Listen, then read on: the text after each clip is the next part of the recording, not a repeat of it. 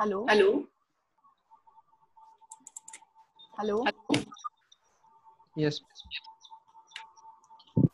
Okay, so what is the question for you all? That is, how many junctions present in this transistor? So there, what is the answer? 2 junctions are present. Okay, for this NPN, this PN junction diode, here is a 1 junction, and for this PN junction diode, here is a 1 junction. Again, similar case for the PNP diode. Okay, now next, what are the 3 terminals? What is the name of these 3 terminals? See, upper terminal is a collector, middle is a base, and lower is a emitter. Similarly, here is a collector, here is a emitter, sorry, base, and here is a emitter. Okay, now see, upper is a collector, next one is a base, that is middle one is a base, and here is a emitter. Again, upper one is a collector, base, and emitter. Now you have to remember one thing, that arrow is always indicated in the emitter end or at the emitter end only. Now, पहिली गोष्ट काय की arrow हा नेहमी emitter end ला दाखवला जातो. Second thing, arrow, direction of the arrow is always away from the emitter or away from the p type. Okay, पहिली गोष्ट काय, arrow हा always emitter ला दाखवायचा. दुसरी गोष्ट काय लक्षात ठेवायची, direction of the arrow is always away from the p type. Okay, always away from the p type. So means if, now see, if I have given you this diagram and now I told you that, means tell the name of this transistor, is it a PNP or NPN? Now just looking towards the side you cannot say. Okay, you have to think about the concept which I have told you. What? Arrow is always indicated in the emitter side. Okay, so this is the emitter terminal, middle one is a base, and this is the collector. Is it okay? Now see, whether it is a PNP or NPN, how we can recognize? Depending upon the direction. What I have told you about the direction, that is, there is a direction of arrow is always away from emitter or away from p type. So this might be the p. If this is a p, then middle one is a n. If this is a n, then middle next one is a p. Now see about the upper diagram. See this diagram. Now see, now if I told you that give the name emitter, base, collector, how you can give? Always here arrow is present. So this is a emitter, middle one is a base, upper one is a collector, one thing. Now see, whether it is a PNP or whether it is an NPN, how we can recognize? By the direction of arrow. Now what we can see, this arrow is always away from the p type. So it is away, means base is a p, so it is away from p. So it is a p, so remaining are n. So it is a NPN. Is it okay? Is it okay? Yes. Now seeing this diagram, now you can tell me whether it is an NPN type or PNP type. See this diagram. Here is a diode, collector, base, emitter. Okay. Now you tell me whether it is an NPN transistor or PNP transistor. NPN. NPN. Why? Because here is a P and from the P there is a arrow which is away from P. So this is a P. So remaining two are NPN. Now what this means? What does this diagram try to indicate you? See, base is always a control terminal. Means what? It will control the flow. Now see, याच्या आधी एक example लक्षात घ्या. For example नळाची टोटी आहे. Okay, वरून pipe मधून पाणी येतं. आपण जी काही नळाची जी क्लॉक आहे त्याचे कमी जास्त करून आपण काय करतो, खाली येणारं पाणी कमी किंवा जास्त करू शकतो. ओके, सो वरून जे काही पाणी येते पाईप मधून ते इट इज लाईक काय असतं तुमचं collector. Okay, sorry, it is like emitter. Okay, ना नळाची जी काही क्लॉक आहे टोटी आहे तो म्हणजे काय असतो, बेस असतो. ओके, म्हणजे काय, बेस मध्ये चेंजेस करून तुम्ही कलेक्टर म्हणजे काय तुमचं आउटपुट असतं. ओके, मग तुम्ही कलेक्टरला जे काही म्हणजे हे मिळणार आहे आउटपुट ते तुम्ही कमी किंवा जास्त करू शकता. So base is always called as A control terminal. Why? Because it controls the flow of output. Means इथं कशाचा फ्लो, इथं तर काही पाणी मूव्ह होत नाहीये, मग इथं काय मूव्ह होतंय, current. So whatever the flow of current is controlled by this base terminal. Okay, so input Now from where we get input, that is from emitter, and at where we collect the output, at the collector side. Okay. Now see. Now if we look towards the doping of the transistor. Okay.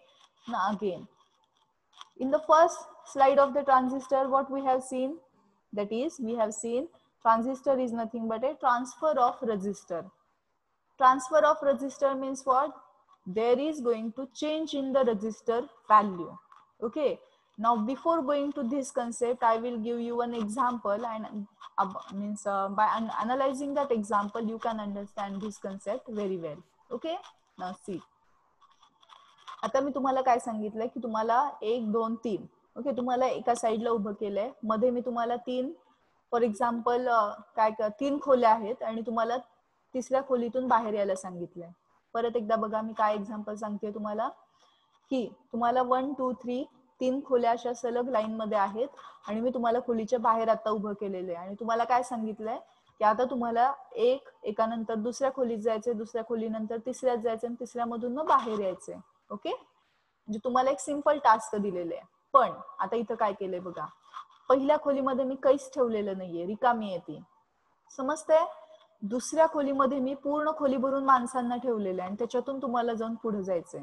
Okay, आणि तिसऱ्या खोलीमध्ये मी काय केलेलं आहे, तर तिथं for example hardly 2-4 वस्तू ठेवलेल्या आहेत.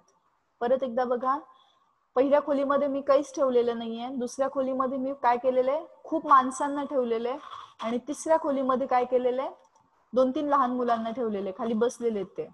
ओके, 2 ते 3च आहेत, मोठी खोली आहे. तिन्ही खोल्यांचे म्हणजे जे की आपण व्हॉल्यूम म्हणतो तो सेम आहे. ओके, सगळ्यांना कंडिशन कळाली असेल. अजून एकदा रिपीट करते, काय सांगितलंय, तुम्ही खोलीच्या बाहेर आहात, तुमच्या समोर 1 2 3 सरळ लाईन मध्ये 3 खोल्या आहेत. तुम्हाला मी काय सांगितलंय, तुम्हाला या तिन्ही खोलीमधून बाहेर यायचं आणि मग मी तुमचा टाइम काम करणार आहे.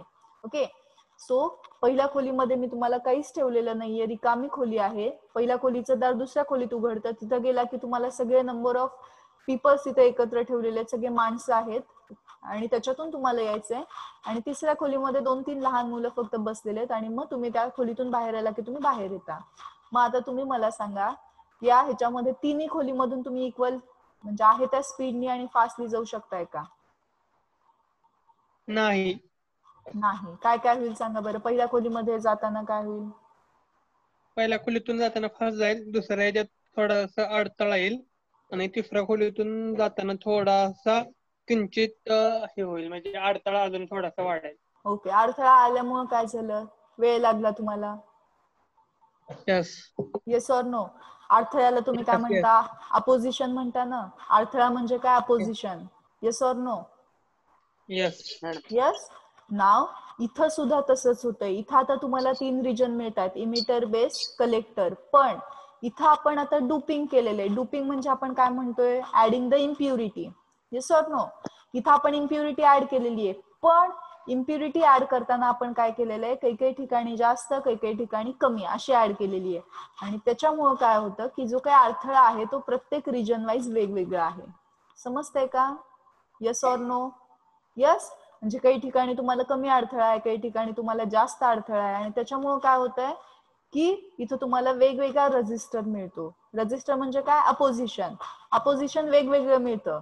एका पहिल्या खोलीत जेवढं अपोजिशन आहे तेवढं दुसऱ्यात नव्हतं, दुसऱ्यात जास्त होतं. का? कारण की तिथं नंबर ऑफ पीपल्स जास्त ठेवलेले आपण.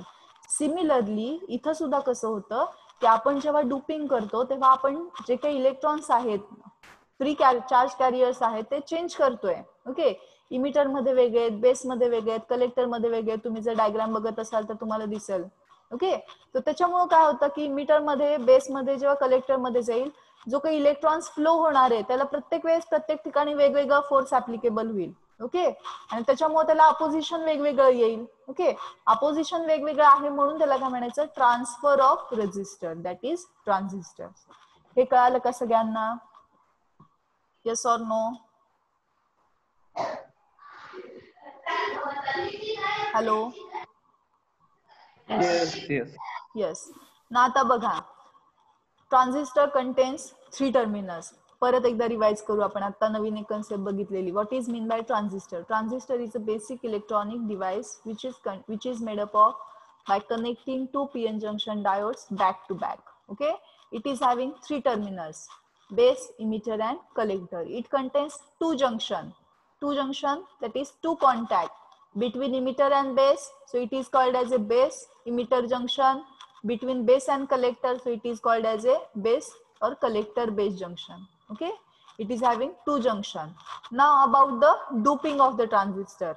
Now how we have doped? We have doped the transistor with different amounts for different regions. Now first consider emitter. Emitter is heavily doped. Heavily doped means what? Whatever the impurity we are added large impurity in the emitter region. Okay, as the impurity is added in means largely, so whatever the free electrons or whatever the holes are generated, these are also large in number. Yes or no? Why? Because now remember the pentavalent impurity. If we added the pentavalent impurity, we get a free electrons. Whatever the free electrons we have getting at that time, it is the electrons from semiconductor atom or it is the electron from pentavalent impurity atom. तुम्ही सांगा.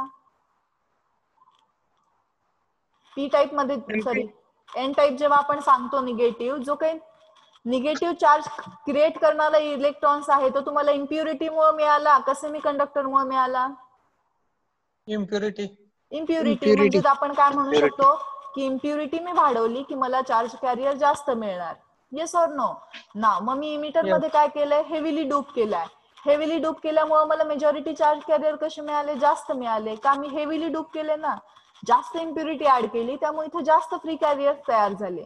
समजली का पहिली गोष्ट? Yes. Now base. About base. Base बद्दल मी काय सांगणार? Base is lightly duped. Lightly duped म्हणजे काय? ना कमी डूप आहे म्हणजे तिथं जे काही आपल्याला चार्ज कॅरियर्स मिळणार आहेत ते कमी असणार आहेत. आणि कलेक्टर बद्दल काय? Moderately duped. Hello, what is mean by moderately duped? Mediumly duped म्हणजे काय? इमिटर इतके जास्त पण चार्ज कॅरियर मिळणार नाहीत, बेस इतके कमी पण मिळणार नाहीत, दोघांच्या मध्ये जी काही अमाऊंट आहे ती मिळेल. समजते? So once again remember these things, that is emitter is heavily doped, base is lightly doped and collector is moderately doped. Now you revise with me. Emitter is, how emitter is doped? Heavily, lightly or moderately?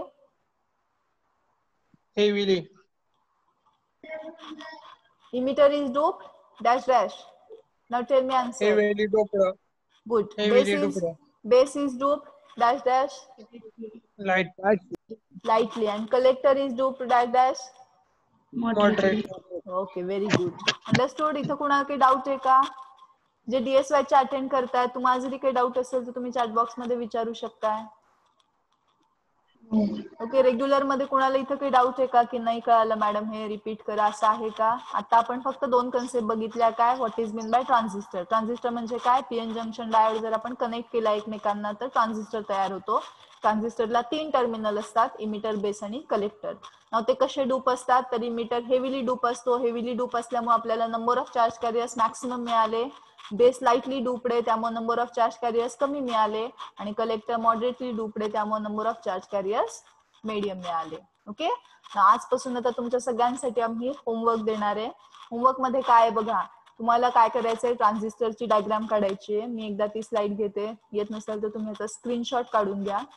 Okay, he diagram NPN आणि PNP ही काढली नाही तरी चालेल, फक्त NPN आणि PNP त्याचा symbol काढायचा आहे ऍक्युरेटली. ओके, आणि फक्त मला हे लिहून पाठवायचं इमिटर कसा डूप आहे, बेस कसा डूप आहे आणि कलेक्टर कसा डूप आहे. जमेल का? हॅलो. हो मॅडम. ओके, डायग्राम काढून देताना वरती तुमचं नाव SY लिहायचं, कारण की मी TY ला पण शिकवायला आहे. तुम्ही रोल नंबर 2 टाकून देताल फॉर एक्झाम्पल, पण मला ते कळणार नाही की 2 SY चा आहे का TY चा आहे. ओके, कारण की त्यांचे पण होमवर्क्स आपण घेतो, त्यांना पण डेली होमवर्क असतो. सो तुमचं नाव, क्लास, SY आणि मग रोल नंबर आणि आजची डेट टाकायची. ओके, आज दिवसभरात मला कधीही तुम्ही स्क्रीनशॉट सेंड करायचा आहे काढून. आणि आता जाता जाता तुम्हाला एक क्वेश्चन आहे की तुम्ही साईज बद्दल सांगायचं, विचार करायचा आहे. इमिटरची मी उद्या विचारणार, पहिला म्हणजे आधी आपण रिव्हिजन झालं की पहिला क्वेश्चन तुम्हाला विचारणार की इमिटरची साईज कशी सांगणार, बेसची कशी आहे आणि कलेक्टरची कशी आहे. ही डायग्राम बघून घ्या एकदा आणि मग मला उद्या साईजचं सांगायचंय तुम्ही. ओके, अजून सेकंड क्वेश्चन एक आहे की इथं आपण ब्ल्यू दाखवतोय आणि इथं रेड हे दाखवतोय, मग ब्ल्यू इलेक्ट्रॉन्स आहेत आणि रेड होल्स काय आहेत?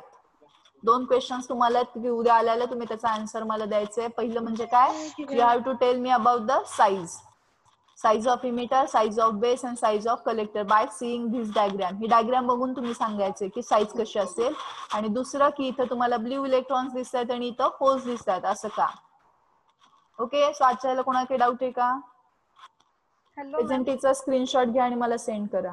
हॅलो, हा बोला मॅडम. ह्या डोपिंग चेंज का केलंय मीटर बेस कलेक्टर मध्ये डोपिंग. कारण की आपल्याला तिथं वेगवेगळा रजिस्टर पाहिजे, म्हणून आपण ट्रान्झिस्टरचं डेफिनेशन काय सांगितली, transfer of register, transfer of opposition. Transfer of opposition म्हणजे काय, डिफरंट अपोजिशन. डिफरंट अपोजिशन कधी होऊ शकतं, जेव्हा डुपिंग वेगवेगळं असेल तेव्हा. Yes or no. एका खोलीत काहीच माणसं नाहीयेत आणि दुसऱ्या खोलीत भरपूर माणसं आहेत, मग तुम्ही जेव्हा पहिल्या खोलीतून जाता तुम्हाला काहीच अपोजिशन नाही, म्हणजे काय, तुम्हाला लेस अपोजिशन आहे. आणि तुम्ही जेव्हा दुसऱ्या खोलीतून जाता तेव्हा तुम्हाला मॅक्सिमम माणसांमधून जावं लागते, म्हणजे तुम्हाला अपोजिशन जास्त आहे. ओके, अपोजिशन तुम्हाला वेगवेगळं पाहिजे म्हणून तुम्ही डुपिंग वेगवेगळं करताय. ओके, आता त्याचा काय यूज आहे हे आपण वर्किंग ऑफ ट्रान्झिस्टर मध्ये बघायचंय.